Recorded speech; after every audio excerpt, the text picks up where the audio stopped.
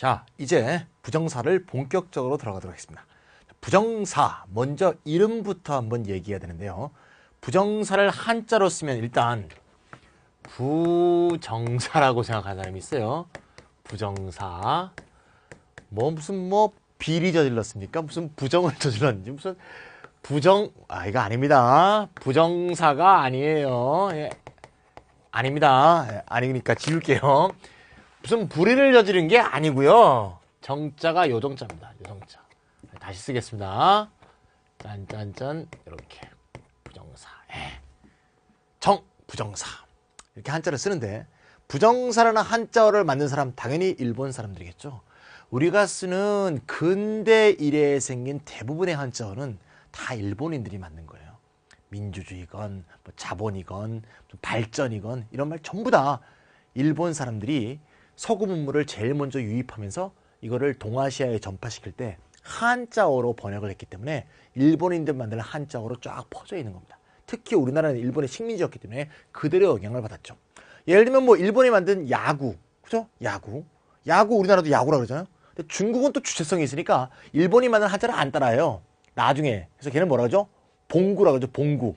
봉구로 친다고 봉구라고 합니다. 일본 애들이 축구라고 만들어요. 축구. 예. 우리도 축구라고 그러잖아요. 중국은 족구라고 합니다. 족구. 예. 중국은 확실히 좀 주체성이 있어요. 그래서 일본 애들 만든 한자를 우리 쓰지 않겠다. 새로 만들겠다. 그래서 다 만들었고요. 우리는 그냥 일본인들이 쓰는 한자를 그대로 쓰는 경우가 굉장히 많습니다. 그러니까 일본인들이 뭔가를 만든 말인데 영어로 쓰이는 영미 문법책에 쓰이는 용어를 일본 한자로 번역한 거겠죠. 그럼 영어가 뭐냐? 영어가 인피니티브거든요. 인피니티브라고 딱 보고 부정사라고 딱 보면서 이 부정사의 의미가 왜 이런 이름이 되었는지 착각하는 사람들이 굉장히 많아요. 학생은 말할 것도 없고 선생이라는 사람들도 틀리는 사람들이 굉장히 많습니다. 일단 부정사에서 정한다는 뜻이잖아. 그러니까 정해지지 않은 품사다. 이렇게 생각하는 분들이 많아. 정해지지 않아. 뭐가 정해지지 않았냐? 기능이 정해지지 않았다. 기능이 정해지지 않은 품사다. 이렇게 부정사의 의미라고 생각하시는 분들이 많아. 그런데 그렇게 생각하면 근거가 있는 게 인피니티브에서 eve라는 것은 품사를 뜻하는데 앞에 있는 infinite가 무한하다라고 되어 있잖아요. 무한하다. 그렇구만. 인피니트가 무한하다는 뜻이니까 기능이 참 무한해서 인피니티브라고 부르는가 보구만. 생각해보니까 부정사, 투부정사는 명사로도 쓰이고 형용사로도 쓰이고 부사로도 쓰이고 일단 명사, 형용사, 부사로 다 쓰이는 데다가 쓰임새도 굉장히 골고루 많잖아요. 쓰임새가 많아서 그 쓰임이 정해져 있지 않다거나 특히 명사로 쓰일지 형용사로 쓰일지 부사로 쓰일지 정해져 있지 않다는 점에서 부정사다.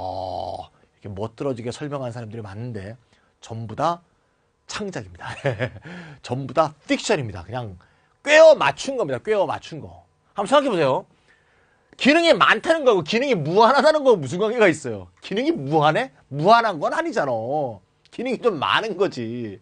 이야말로 진짜 말도 안 되는 스토리를 꿰어 맞춰서 말이 안 되죠. 이거하고 이거 자체가 사실 연결이 안 되죠.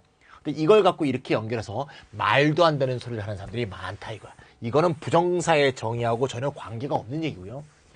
인피니티브는 이렇게 되는 거죠. in이 있고요. 여기 in이 있고 중간에 finite라는 단어가 있습니다. finite. 그 다음에 eve가 붙은 거죠. eve는 품사란 뜻이고요. in은 이제 불의 뜻이죠. 여기가 이제 정의 뜻이잖아요. 그러면 이 finite가 바로 정의란 뜻인데 영문법에서 finite하다는 뜻이 뭐냐? 기능이 유한하다 그런 뜻이 아니야. finite가 유한하다는 뜻으로 쓰이죠. 단어는. 영문법에서는 유한하다는 뜻이 아니고 거기 써 있죠. 한정된다, 제한된다, 규정된다는 뜻이다 이거야. 뭐에? 주어의 변화, 주어의 수와 성의 변화에 동사 형태가 규정된다. 그런 뜻의 의미의 정입니다. 정동사란 말 들어보셨어요? 정동사? 영어로 finite verb인데요. finite verb. 요거를 뭐라고 번역하냐면 정동사라고 번역해요. 정동사. 정동사가 뭐냐? 주어의 규정을 받는 동사라는 뜻이야. 주어가 바뀌면 주어의 규정을 받아서 동사도 바뀐다. 그걸 정동사라고 그래. 쉽게 얘기하면 주절의 동사를 우리가 정동사라고 합니다. 주절의 동사 중에서도 동사가 좀 길잖아요. 그래서 주어의 영향을 받아서 지가 형태가 바뀌는 부분을 정동사라고 그래. 여기 한번 볼까요? 이게 바로 정동사예요. 예, finite verb야. 이게 finite verb다. 자, 주어가 쉴 때 makes, 주어가 I가 되니까 make가 되죠. 주어의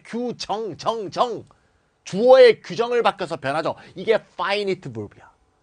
he가 되니까 is고 they가 되니까 I야. 주어의 규정을 받아서 동사의 형태가 변하죠. 주어의 규정을 받는다고 해서 이걸 finite 하다고 해. 알겠죠? 따라서 주어가 변화함에 따라서 동사가 그것의 규정을 받아서 형태가 바뀌는 동사는 정동사 finite 하다고 하니 infinitive의 뜻은 뭡니까? 주어가 아무리 바뀌어도 그거의 규정을 받지 않고 따라서 형태의 변화가 일어나지 않는 품사다 이 말이지. 자, 한번 볼까요? 주어가 she야.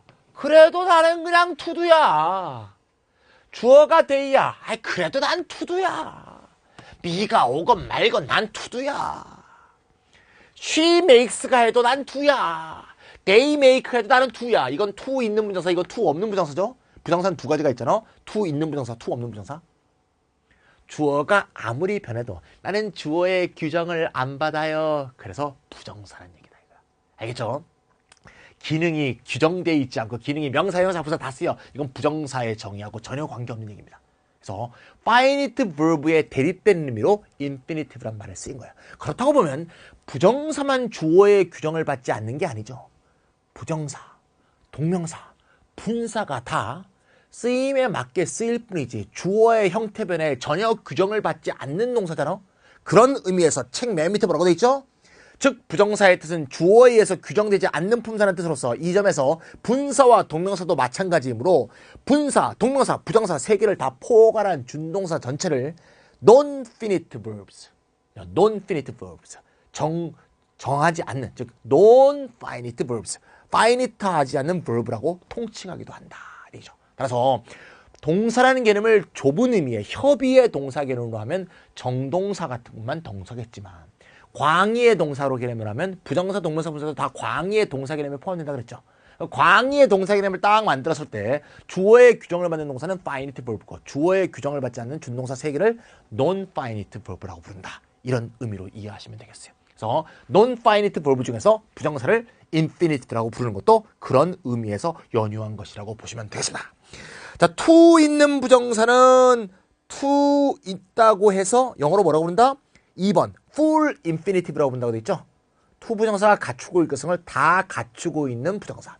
to infinitive는 full infinitive. to 없는 부정사를 bare infinitive. bare라는 것은 옷을 벗었다는 얘기지. to라는 옷을 벗은 부정사에서 bare infinitive라고 부른다. 이렇게 또 기억하시고요.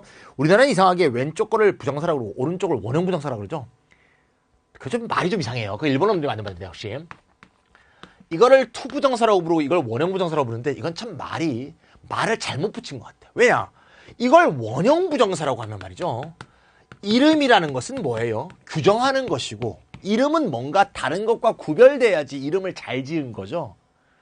얘를 원형 부정사로 부르는 게 이름이 맞으려면 얘는 안 원형 부정사여야 될 거 아니야. 그렇잖아요. 이게 원형 부정사면 이건 원형이 아닌 부정사여야 되는데 이것도 원형이거든. 그러니까 이 이름을 잘못 붙인 거지. 그죠? 원형 부정사가 아니고 to 있는 부정사, to 없는 부정사. 저는 이렇게 부르면 한국어 어법에 제일 맞다고 봐요. 영어는 full infinitive, bare infinitive인데 그거 직접 번역하면 좀 말이 이상하거든. 그래서 우리는 부정사를 두 가지로 to 있는 부정사, to 플러스 원형, to 없는 부정사, to 없는 원형. 알겠지? 이렇게 붙이는 게 적절하고 저는 앞으로 그렇게 쓰겠습니다. 이해하시고요. 그 다음 제가 이거 R라고 썼는데 이건 R은 뭐냐? 루트 verb의 약자로 R을 썼는데요. 이건 동사 원형이라는 뜻이죠. 동사 원형은 더 많이 쓰는 표현은 거기 베이스 폼이란 말 있죠. 베이스 폼 한국말로 하면 기본형이죠. 기본형. 예. 그래서 원래 동사 원형은 베이스 폼이라고 쓰는 경우가 더 많은데요. 그냥 루트 버브라고 하는 사람들도 있습니다. 그래서 베이스 폼이라고 하면 to 베이스 폼 이렇게 쓰면 너무 귀찮잖아요. 그래서 베이스 폼이란 말을 더 많이 쓰긴 하지만 루트 버브란 말도 쓰기 때문에 루트 버브의 준말 R을 써서 to R 이렇게 표기할 테니까 이렇게 쓰면 기본형 베이스 폼을 쓴 것이다. 이렇게 이해하시면 저하고 이제 공부하려는 약속이 됐죠. 이렇게 보시면 되겠습니다. 자, 여기까지 부정사란 무슨 뜻이냐? 왜 그런 말이 붙었냐? 그런 말을 하면서 규정한다는 말의 뜻, 정동사란 말의 뜻 이런 것도 다 설명했습니다. 그다음에 준동사를 통칭해서 non-finite verb란 말도 쓴다. 이런 말도 좀 알았고요. 그 얘기 잠깐만 더 해볼까요? 우리가 어법 얘기는 아니지만 아까 우리 finite라고 할 때 말이죠. 아마 어휘 공부 많이 하신 분들, 제가 쾌도 넘버 보캐블러리 같은 거 공부하신 분들 잘 알 텐데 fin이라는 게 끝을 뜻하는 라틴어에서 왔죠.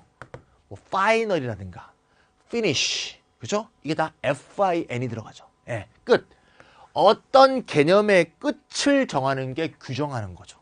그래서 finite란 맛은 끝을 정한, 그래서 규정된, 개념 정립된 이런 뜻이 되는 거죠. 우리 개념 정립하는 걸 뭐라 그래요, 영어로? 그렇죠, define이라고 하죠. 이게 정의하다는 거예요. 규정하다. 명사형은 definition이죠. 전부 다 fin이 들어가 있죠. 그래서 finite하다는 것의 의미 자체가 규정한다 이런 의미라는 걸 알아두시면 그래서 유연하다는 뜻도 생겼다. 이렇게 이해하시면 더 도움이 되겠습니다. 자, 그러면 이제 부정사 됐고요. 부정사의 기능으로 들어가겠습니다.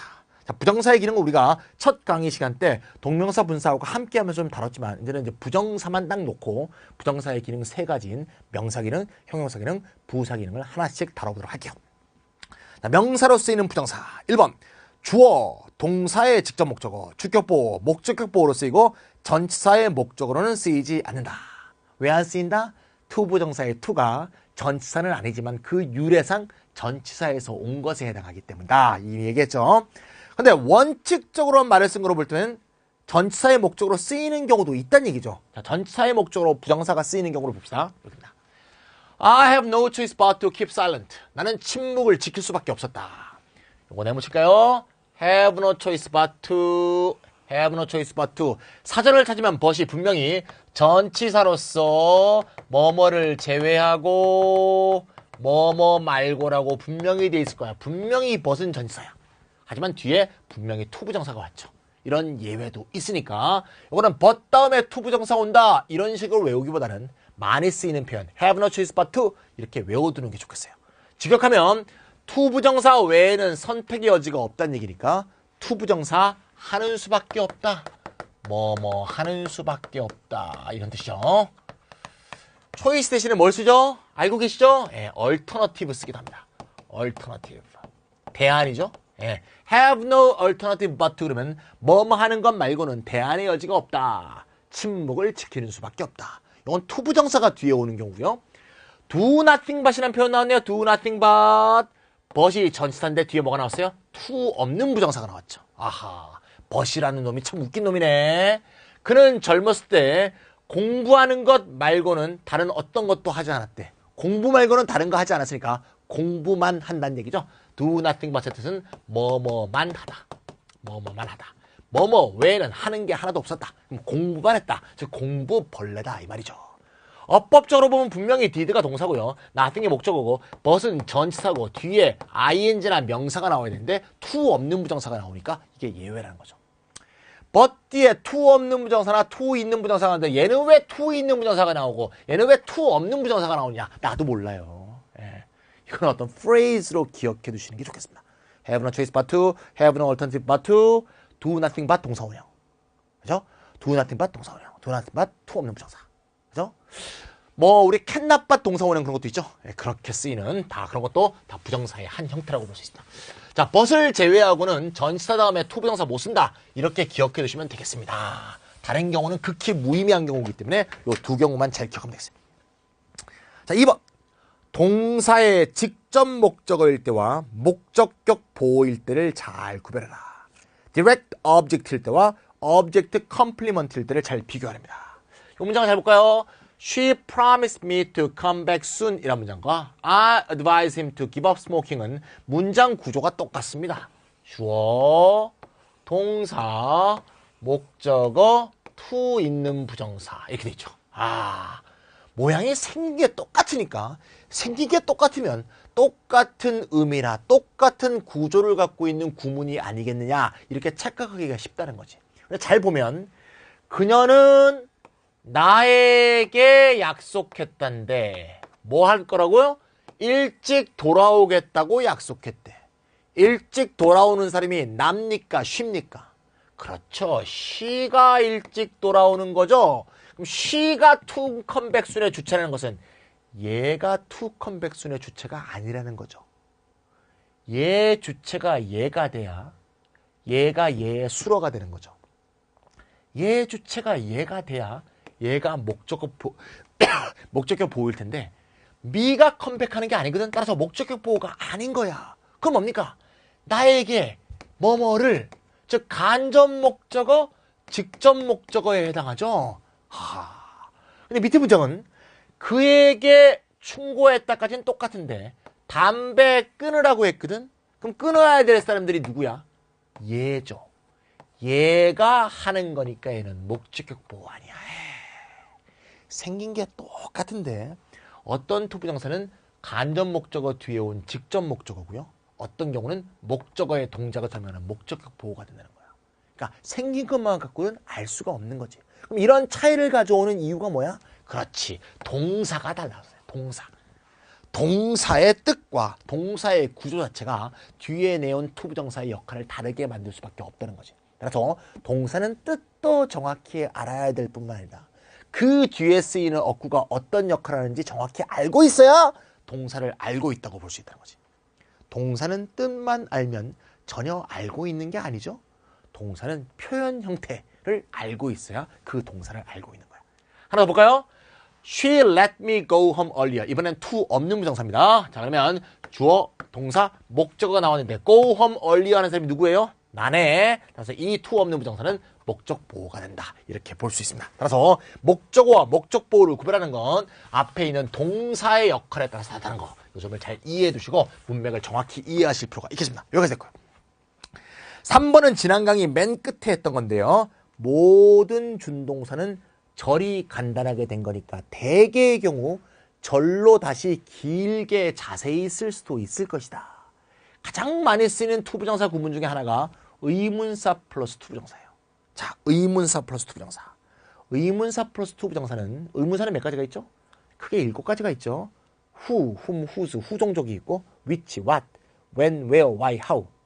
who, which, what, when, where, why, how 이렇게 해서 7개. 플러스 투부정사를 하면 100% 명사구입니다.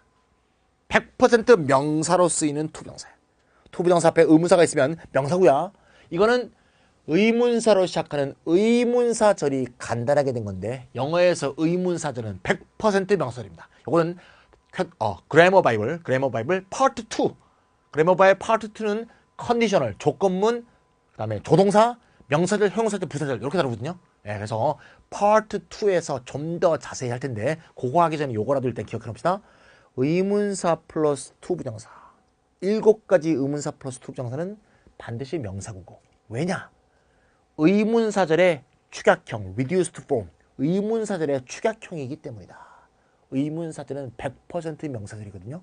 그래서 의문사절을 쓰면 명사절을 쓴 거고요. 의문사 플러스 투부정사 쓰면 명사구로 쓴 거야. 자기가 쓰고 싶은 데에 따라서 쓰면 된다. 그걸 한번 연습해 봅시다. A traffic light, 교통신호등은 tells us when to cross the road. 안 봐도 목적어인 거 알겠죠? 요게 간접 목적어, 요게 직접 목적어야. 예. 교통신호등이 우리에게 알려주는 것은 언제 도로를 횡단해야 되는지, 크로스해야 되는지를 알려준다. 의문사 플러스 투부정사죠. 여기까지는 똑같을 거고요. 요 뒤를 어떻게 하면 될까요? when 하고요. 누가 크로스하는 겁니까? 우리가 크로스하는 거죠. when we 크로스해야 되는지 조동사 should를 써주고요. 문맥에 맞는 조동사를 써주면 됩니다. 꼭 should를 써야 된다는 게 아니고요. must 써도 됩니다. should를 쓰는 게 일반적이니까 should를 쓴 거예요. 이렇게 하면 주어 동사가 포함되어 있는 의문사절, 즉 명사절이고요.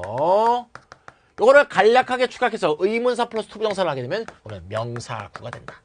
명사구가 돼도 목적어고 명사절이 돼도 목적어고 다만 위에 게 reduced form, 축약형일 뿐인 거지. 이렇게 만들 수 있겠죠? 예, 됐고. 두 번째, I don't know how to swim. 어떻게 수영해야 되는지 모르겠다. 자, I don't know까지는 그대로고요. 그 뒤에 how to swim을 쓰면 how. 누가 수영하는 거예요? 내가 수영하는 거죠. 이런 거 뭐라 그랬어요? 주절의 주어가 투부정사의 의미상의 주어다. How I can swim. 이번에는 can을 쓰는 게 좋겠죠.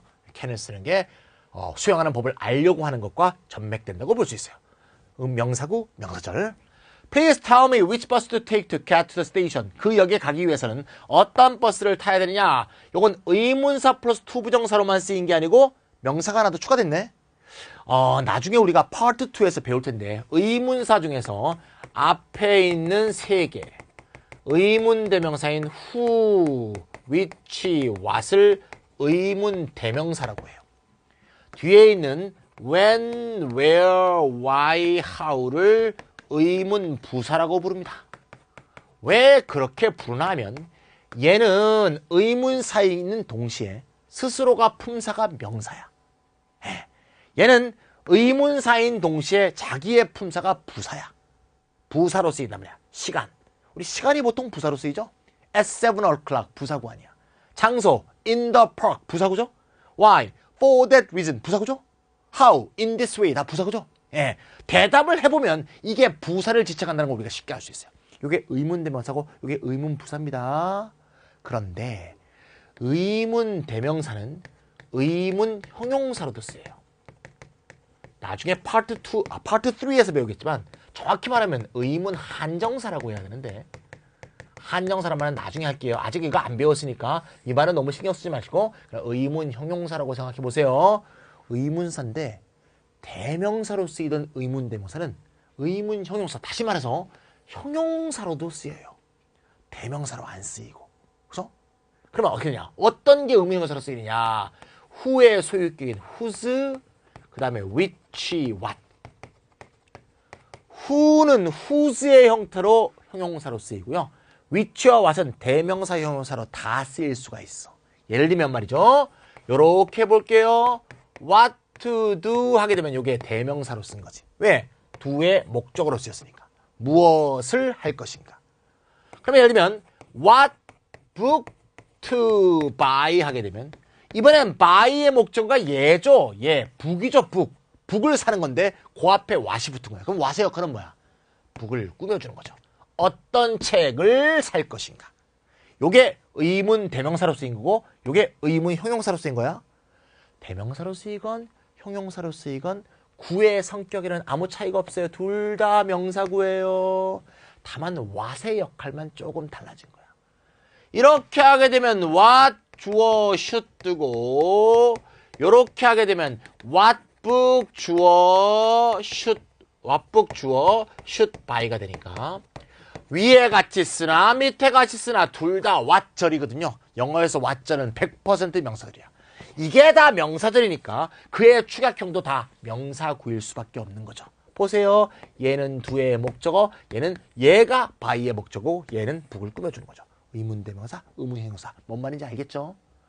그러니까 내가 의문사 플러스 투부정사라고 했는데 때로는 의문사 플러스 형용사 투부정사, 의문사 플러스 명사 투부정사 이렇게 중간에 뭐가 끼어 들어가 있을 수도 있다는 거야. 당황하지만 않으시면 되겠습니다. 그럼 이거 어떻게 바꾸면 되겠어요? Which bus? 누가? 내가. I should take. 이렇게 하면 의문사절이 되겠죠. 그죠?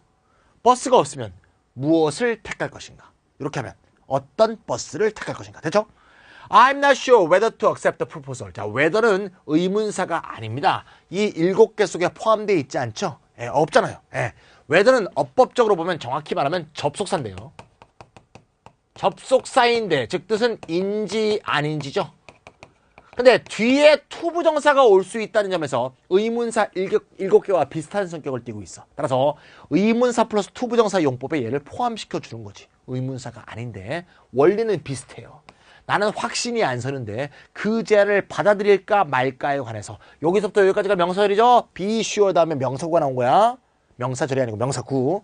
whether절로 바꾸면 I'm not sure whether I should accept가 되겠죠. 할 수 있겠죠.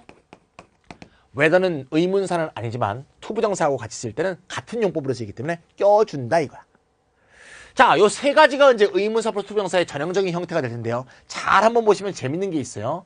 여기서 지금 when 나왔죠? when이 나왔을 때는 뒤에 문장에서 명사가 꽉 차 있죠. 목적어가 차 있죠. 왜냐하면 when은 명사가 아니고 부사니까. 여기서 봐도 알 수 있어요. 얘는 주어고 얘는 목적어고 명사가 다 완성돼 있죠. 왜냐? 얘가 부사니까. 여기도 마찬가지야. swim은 아예 목적어를 안 취하는 자동사입니다. 그러니까 의문 부사를 사용했죠. 여기도 마찬가지잖아요. How I can swim. 그렇죠?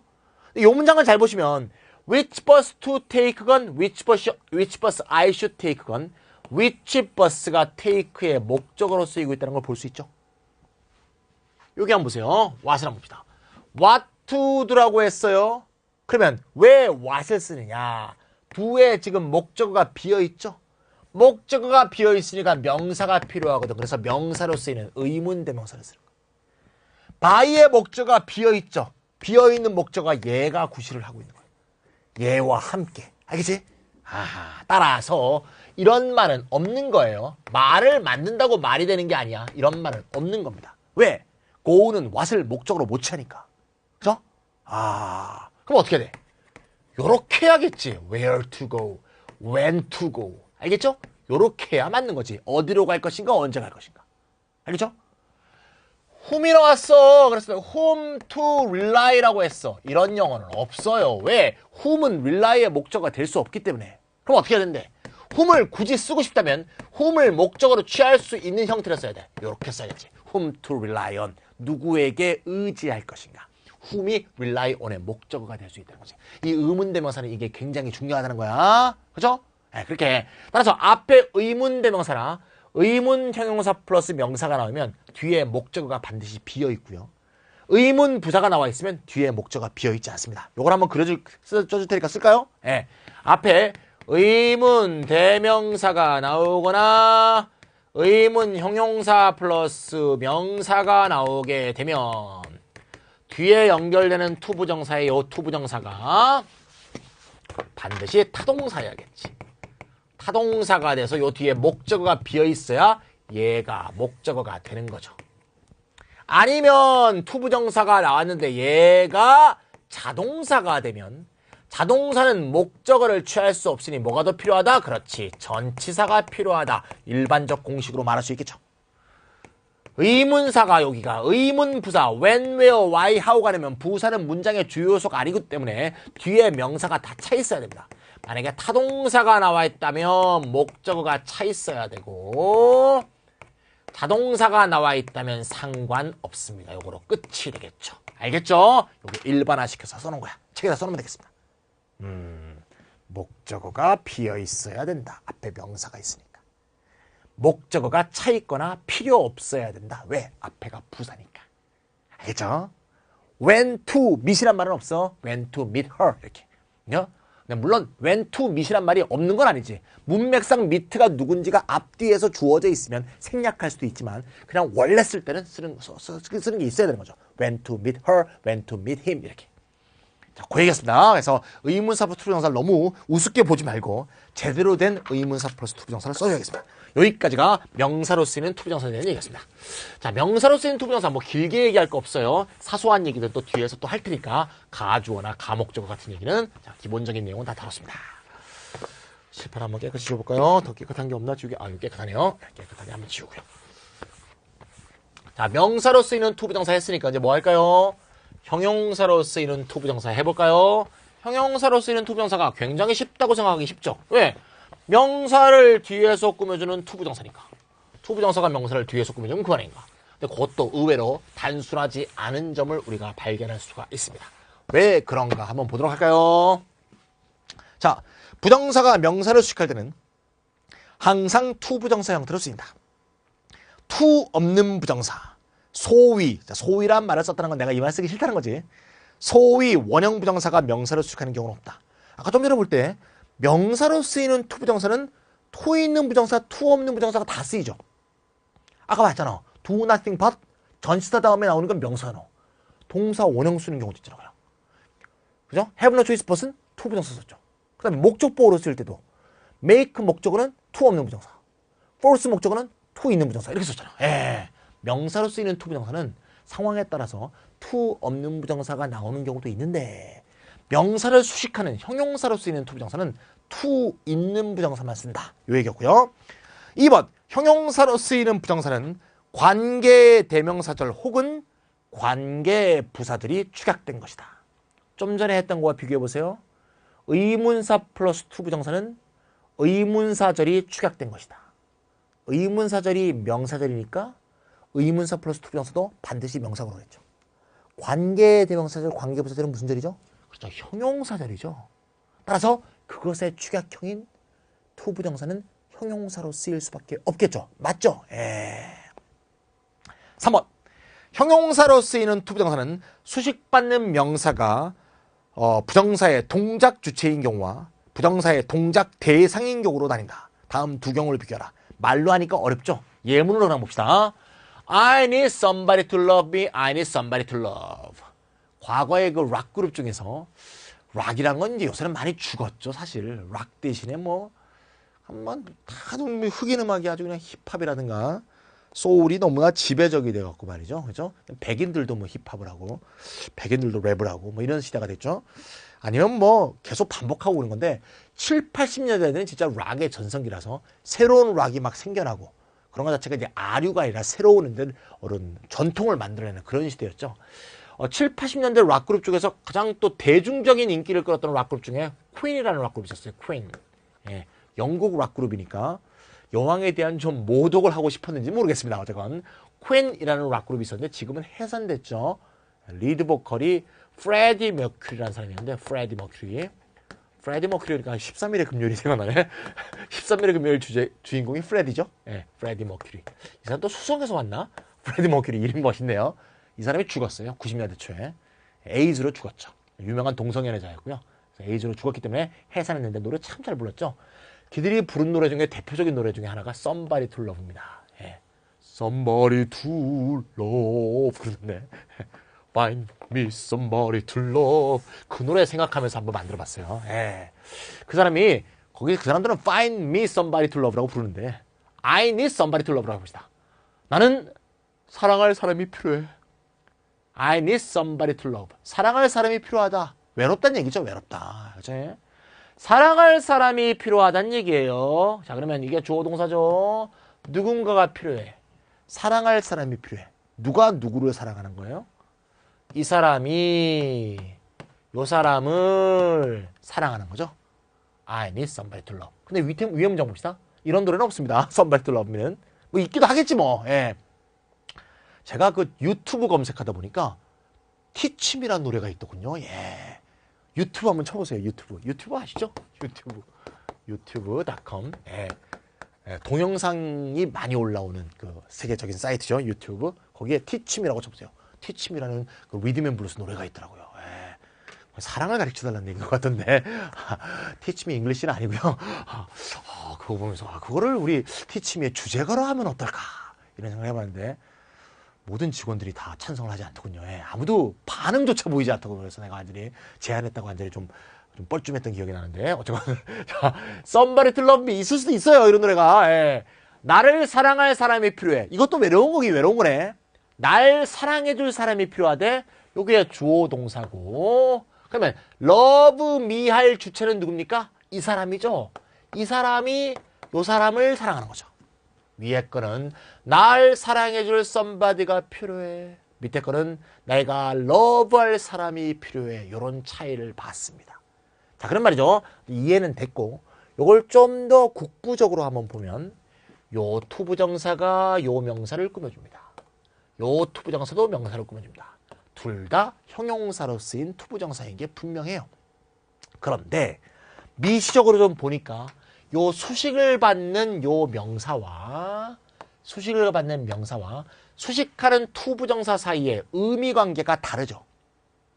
얘는 somebody가 love하는 거고 얘는 somebody를 love하는 거죠. 다시 말해서 이 수식받는 명사 somebody는 love의 주체죠.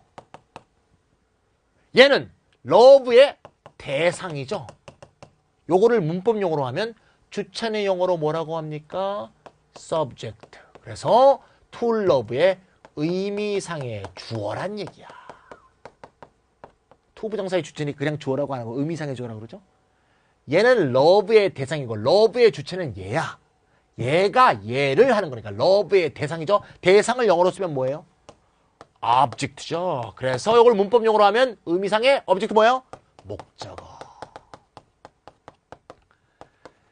일본인들이 말이죠. 주어를 subject를 문법용어로 주어라고 번역하고 object를 문법용어로 목적어라고 번역했는데 요건 번역을 잘했는데 요건 번역을 좀 잘못했다고 생각해요. 물론 object가 목적이라는 뜻이 있죠. 근데 대상, 사물 그런 뜻이 있잖아. 사실은 동작의 대상이란 의미에서 object란 말을 쓴 건데 이걸 일본인들이 번역할 때 목적어라고 번역하니까 우리가 문법 공부할 때 목적어? 내가 한석원을 때렸다 그러면 한석원이 나의 목적인가? 뭐 이상하잖아. 그렇지. 뭘 목적한다는 거야 도대체. 번역이 잘못돼서 그래. 정확하게 말하면 대상어야. 대상어. 동작의 대상이 되는 대상. 동작의 대상. 내가 이거 수동 탈 때 얘기했지? 따라서 정리하면 투부정사가 명사를 꾸며줄 때 수식받는 명사가 의미상의 주어인 경우와 의미상의 목적어인 경우로 나뉠 수 있다. 이렇게 얘기할 수 있다는 거야. 그럼 여기서 뭐가 중요하냐? 의미상의 주어일 때는 별 신경 안 써도 되는데요. 의미상의 목적어일 때 신경 써야 돼. 왜? 얘가 의미상의 목적어라면 이 투부정사는 얘를 목적으로 취할 수 있는 동사여야겠지. 즉 무슨 동사? 타동사여야 된다는 거야. 이거 정리하면 명사 플러스 투부정사가 명사를 꾸며줄 때 만약 얘가 의미상의 목적어라면 이 동사는 뭐다? 타동사가 반드시 되어야 된다. 아까 좀 전에 우리가 의문대명사 플러스 투부정사일 때 요 투부정사가 꼭 타동사여야 된다는 것과 원리적으로 똑같지. 왜? 요게 목적으로 쓰이는 거니까 결국 같은 얘기잖아. 물론 여기서는 이건 형용사제용법은 아니었고 지금은 형용사제용법이지만 요 앞에 있는 명사와 맺고 있는 투부정사의 의미관계는 동일하기 때문에 비슷한 얘기가 성립이 되는 거야.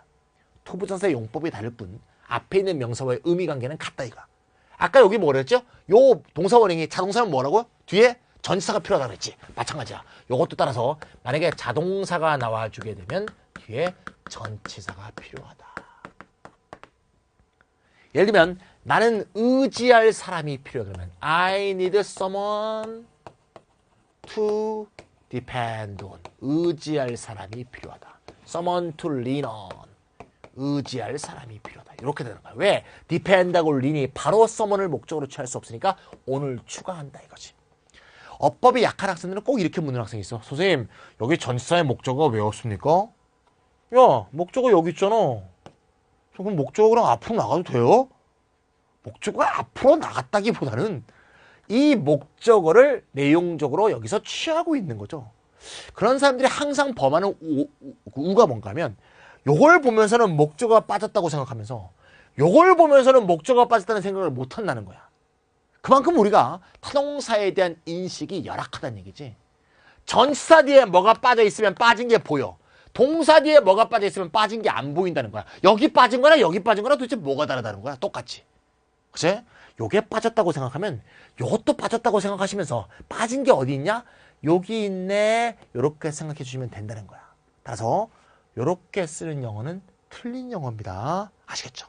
예, 그런 관점에서 거기 있는 것들 몇 개 본다면 그 밑에 해볼까요? 여기 쭉 나오네요.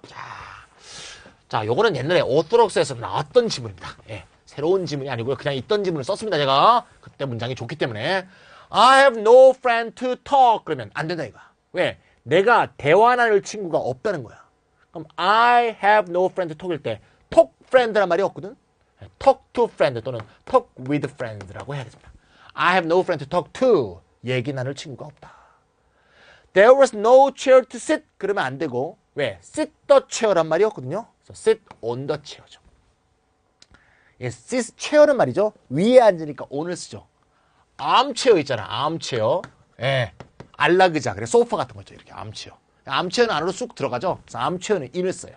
만약 여기 there was no armchair to sit in 그렇게 됩니다. 예. He's now looking for a bigger house. 큰 집을 찾고 있는데요. To live in. 집 안에서 사는 거죠. I have no room in my suitcase to put something. 요 경우는 어떻게 있습니다? 아, 이건 또 새로운 거네요. 아까 뭐라 했는데 다시 한번 써볼게요. 명사를 투부정사 꾸며줄 때.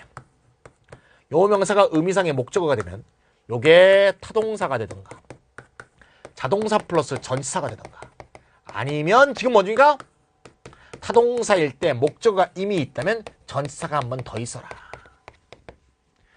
타동사의 목적어 여기 있죠. 전치사의 목적어 여기 있죠. 얘는 타동사라서 전치사가 필요하지 않는데 이미 목적어를 취했어. 그럼 얘를 또 취할 수가 없지? 그럼 얘를 또 취하려면 어떻게 돼? 전치사가 하나 또 추가되는 거야. 여기서 보세요. 투부정사 나왔죠. 목적어 있죠. 그 다음에 room 공간이죠. suitcase의 공간을 또 목적으로 취해야 되니까 put something 뭔가를 집어넣는다. 어디? 공간에다가니까 in이 필요해. 알겠죠? 요렇게 해주시면 된다. 이게. 자, 요게 일반 원칙이네요. 요걸 딱 써놓으면 되겠습니다. 요렇게 해서 이해하실 수 있죠? 수식받는 명사, 형용사정법을 말해주는 거고요. 의미상의 목적어라는 얘기고요. 동사는 세 가지 형태 중에 하나의 형태로 취해줘야 된다. 그런 걸 쭉 얘기했고요. 다음 전치사의 차이를 주목해서 something의 정체를 밝혀라. 여기 써놨는데요. 그냥 책 보고 합시다. something to write with 하게 되면 something으로 쓰는 거니까 something의 정체는 필기 도구겠죠. something to write로는 something 위에다 쓰는 거니까 필기 장소겠죠. something. 뭐 그림일 수도 있고 벽일 수도 있고 천장일 수도 있고 얼굴 맞박일 수도 있고 등어리일 수도 있고 something to write about은 something에 관했으니까 글의 제재가 되겠죠. 예, 글의 제재. 어떤 것에 관해서 쓰는가. something to write in 그러면 something은 재료가 되겠습니다. in ink 이런 것 같은 재료. something의 정체가 달라질 수 있다. 그 점을 얘기한다고 볼 수가 있어요. 여기까지가 됐습니다. 아까 우리가 명사로 쓰인 투부정사 할 때는 의문사 플러스 투부정사를 의문사절로 고치는 것을 쭉 했어요. 지금 우리가 투부정사를 하고 있는데 투부정사 형용사로 쓰일 때는 무슨 절이 간단하게 된 거라고요? 그렇지. 관계대명사절이 주로 간단하게 된 것이다. 가끔 관계부사인 경우도 있다 그랬죠? 관계부사인 경우는 좀 있다 하고요. 관계대명사인 경우부터 먼저 해보겠습니다. 요겁니다. He is now looking for a bigger house to live in 나왔습니다. 그는 살 큰 집을 찾고 있는 중이다. 요때 to live in이 house를 꾸며주는 투부정사의 형용사 용법이니까 어떻게 관계 대명사절로 바꿀 수 있다는 거죠. 이렇게 하면 형용사절, 이렇게 하면 형용사구. 누가 사는 거죠? he가 사는 거죠. 살 수 있다니까 can을 쓰면 되겠고요. live in 하면 되겠죠. which he can live in 하니까 to live in 되겠죠. 또 하나 봅시다. He is now looking for a bigger house in which 요건 뭡니까?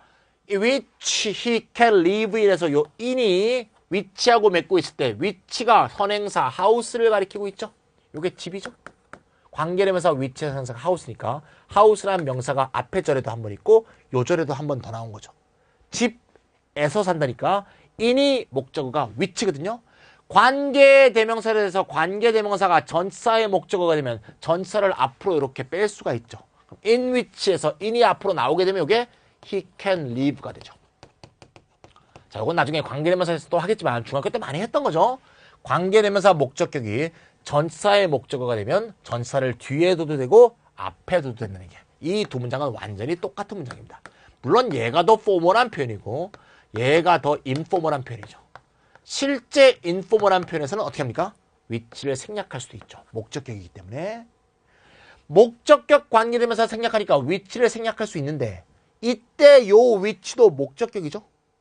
얘도 목적격이지만 in이 앞에 나와 있으면 생략이 안 된다는 거 아시죠? 거기로부터 어떤 결과가 발생하느냐. 요 경우는 which can live in이 간단하게 된 겁니다. 뭐가 사라졌죠? 위치가 사라졌죠. 왜 사라졌습니까? in이 뒤로 빠졌으니까 목적격 위치가 생략될 수 있기 때문에 위치가 안 보이는 거죠. 하지만 이것과 똑같은 문장인 이 구조에서는 in이 앞에 나와 있기 때문에 위치가 생략이 안 되죠. 따라서 이 상태에서 투부정사로 reducing을 하게 되면 in which 플러스 to live가 돼서 위치가 살아있게 된다는 거예요. 요 문장과 요 문장이 같은 거죠. 그럼 요 문장의 추격형과 요 문장의 추격형도 같다고 얘기할 수밖에 없죠. 그러면 일반 공식으로 하면 어떻게 되겠어요? 명사 플러스 투부정사 플러스 전치사는 요 명사를 꾸며주고 있을 때 뭐와 같다? 전치사를 앞에 세우게 되면 관계대명사 플러스 투부정사와 같다. 이런 일반 이론이 성립한다고 볼 수 있겠죠. 아까도 우리가 봤듯이 말이죠. 예를 들면 a chair가 나왔다. a chair to sit on이 나왔어. 요걸 좀 더 포멀한 표현으로 쓰면 a chair on which to sit과 같다. 이해가죠? 예. 또는 사람이 나왔다. somebody to rely on이 나왔어. 요때 to rely on에서 on이 앞으로 빠지면 on 사람이니까 whom to rely가 되겠죠. 위의 표현이 더 인포멀한 구어체 표현이고요. 밑에 표현은 구어체에서는 쓰지 않습니다. 말을 할 때 어떤 미친놈이 이렇게 말을 안 하고 이렇게 어렵게 하겠어요. 말은 이렇게 안 하는데요. 글을 쓸 때는 이렇게 광황 많이 씁니다. 야, 이런 표현이 나왔을 때 당황하지 마시고 전치사가 앞에 튀어나와서 얘가 생략이 못됐구만. 얘가 뭐지? 이거구만. 케어 위에서 앉는 거구만. 얘가 뭐지? 이거구만. somebody에게 의지하는 거래 뭐. 이렇게 하고 넘어가면 된다는 거야. 요 위치를 없앨 수 없는 이유는 얘가 앞에 나와 있기 때문이고 그것은 얘가 앞에 나와 있기 때문에 얘가 생략되지 못하는 것과 원리적으로 동일한 것이다. 이 두 개가 같듯이 이 두 개도 같은 것이다. 할 수 있겠죠? 요거는 말이죠. 아까 얘기했듯이 명사 플러스 투부정사가 타동사인 경우에는 이런 일이 없죠. 예. 자동사 플러스 전치사인 경우에만 있는 일이야. 전치사가 앞으로 빠졌을 때 남아있게 되는 그런 성향을 말해주고 있다는 거죠. 그렇죠? 그래서 책에다 다 써있죠? 그렇게 보시면 되겠습니다. 자, 이건 말이죠. 우리가 투부정사의 형용사로 쓰였을 때 그 투부정사는 관계절의 축약형이기 때문에 발생하는 여러 가지 사태를 말해주고 있죠. 근데 투부정사가 형용사로 쓰일 때 관계절의 축약형인 게 꼭 전치사가 있어야만 되는 건 아니에요. 앞에 했던 한번 문장을 한번 볼까요? 여기 있는 문장, 아까 1번부터 여기 한번 지운 다음에 해봅시다. I need somebody to love me 했죠. 요거 somebody to love me. 요거를 관계절로 한번 바꿔볼까요? I need somebody가 됐어요. 그러면 somebody가 love 하는 거지. 관계대명사 뭐가 필요할까? somebody가 love의 주체니까 관계대명사 who will love me. 나를 사랑할 사람이 필요해요. 요 who라는 절이 간단하게 된 게 to love me죠. 요거는 I need somebody는 그대로고요. somebody 그대로고요. 누가 누구 사랑해요? 내가 그 사람을 사랑하는 거죠. somebody를 whom이 되겠죠. 현대어에서는 whom 대신에 who를 쓰거나 that을 쓰는 경우가 더 많지만 어쨌건 이렇게 되죠. 보이죠? 요 관계들이 간단하게 된 게 요거고요. 요 관계되면서 간단하게 된 게 이겁니다. 그러면 우리가 아까 했던 게 정확히 입증이 되죠. to love me의 수식을 받는 somebody가 to love의 의미상의 주어니까 somebody를 받고 있던 단어가 주격이 쓰이고 있지 않습니까? 아까 to love가 수식을 받는 somebody가 love의 대상이었기 때문에 somebody를 가리키고 있는 선행사 somebody를 가리키는 관계되면서는 목적격을 사용해서 love의 목적어가 되어 있잖아요. 정확하게 드러나죠. 그래서 모든 형용사 투부정사는 이렇게 관계대명사들로 주로 다 바꿀 수 있다는 거죠. 이거는 이제 이렇게 돼서 모양이 한 개고요. 좀 전에 봤지 이게 투부정사 플러스 전치사가 돼 있다면 전치사가 앞에 나왔을 때 관계대명사가 남아있는 투부정사도 하나 더 있다는 거, 그 점도 같이 기억해 두시면 되겠습니다. 자, 그러면 대개의 경우 이런 투부정사는 관계대명사들의 축약형인 경우가 대부분인데 말이죠. 때로는 관계부사들의 축약형인 경우도 있답니다. 요거는 옛날에 오토로스에서 자세히 안 봤으니까 요것 좀 자세히 좀 보겠습니다. It is time to go to bed. Time to go to bed. 잠자리에 들어야 될 때이다. 분명히 타임을 꾸며주거든요. 그러니까 분명히 형용사로 쓰인 투부정사인데 이때 타임은 의미상의 주어가 아니죠. 타임이 고 하는 게 아니야. 그렇다고 의미상의 목적어냐? 그것도 아니야. 의미상의 목적어는 여기 있네. 의미상의 주어도 아니고 의미상의 목적어도 아니야. 그럼 무슨 관계냐? 이 타임에 가거든. 이 타임에. 따라서 이런 의미라고 볼 수 있죠. It is time that you went to bed. 실제로 이게 왜 went가 되는 건 나중에 파트 2에서 할 테니까 따지지 마시고 뭐뭐 할 때이다 할 때 영어는 time 투부정사를 쓰던가 time 주어 동사를 쓰는데 주어 동사를 쓸 때 이걸 반드시 과거형으로 쓰게 돼 있어요. 그냥 그러려니 생각하세요. 일단 네가 잠자리에 들어야 될 때이다. 실제로 요 that을 쓰는 경우가 많은데 요 that의 의미를 잘 따져보면 이 that은 이때 타임을 그냥 가리키는 게 아니고 이 타임에란 뜻이거든요. 나중에 관계부사 배울 텐데 관계부사는 전치사 플러스 위치예요. 전치사 플러스 위치. 타임을 선행사로 하는 위치가 있고 그 타임에 네가 잠자리에 드는 거죠.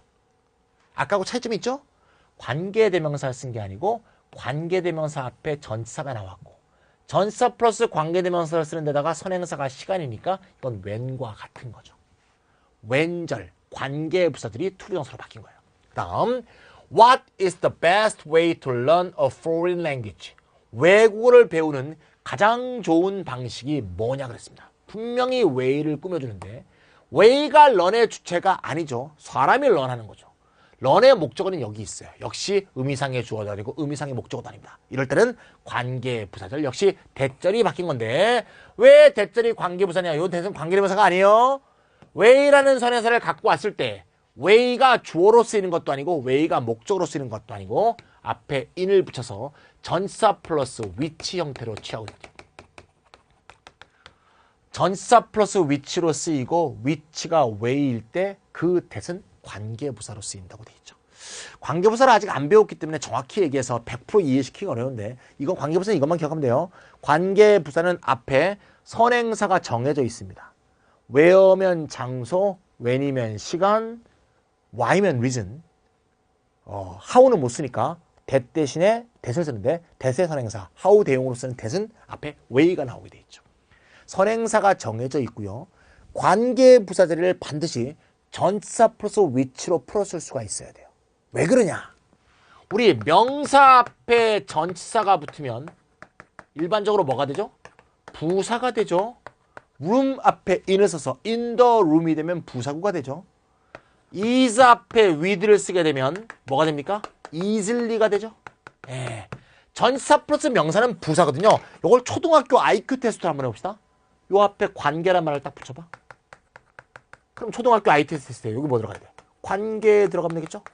전치사 플러스 관계대명사는 관계부사다. 너무나 당연하죠. 예. 따라서 관계대명사 앞에 이렇게 전치사가 추가되어 있을 때 그럴 때 관계부사로 바꿀 수가 있어요. 선행사가 time, way, reason 이런 것일 때입니다. 따라서 이렇게 정리하면 되겠네요. 우리가 투부정사가 명사를 꾸며줄 때 요 명사가 의미상의 주어나 의미상의 목적어가 되면 얘는 관계대명사절이 축약된 건데 요 앞에 있는 명사를 분명히 꾸며주긴 하는데 요 명사가 의미상의 주어도 아니고 의미상의 목적어도 아니야.